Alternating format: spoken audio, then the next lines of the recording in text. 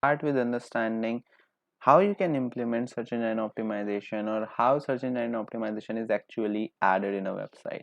Most of it occurs in this tag, head tag. Here a lot of meta tags play their role. This website which I created for iron programmers is created on Vue, but here are a few of the meta tags which I used. You can see a keywords, owner, description, where is it? Okay, description, meta tag, and a lot of them.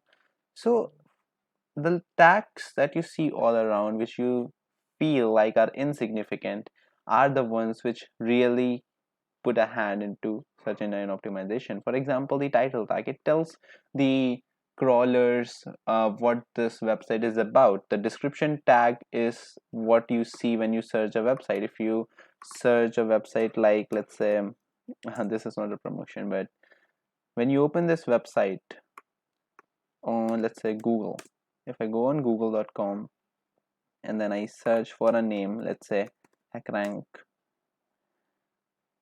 and this thing that you see written right over here, this thing, this highlighted part, is what comes inside the description. This is displayed into that part. That's why description is necessary. Then after that, the structure of the page really plays a good role into it.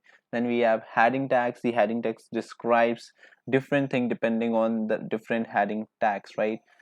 Like h1 defines different thing, means different thing to the crawler and everything. So text also matters. We have different text for different meta tags for Facebook and Twitter, like Twitter cards, and OG text, OG meta tags for Facebook. So when you share a link on WhatsApp and then suddenly the description of that website pops up along with an image, that happens with the help of search engine optimization also. So I will be dividing this into parts like text and search engine optimization, images and search engine optimization, forms on steroids, stuff like that. Let's start.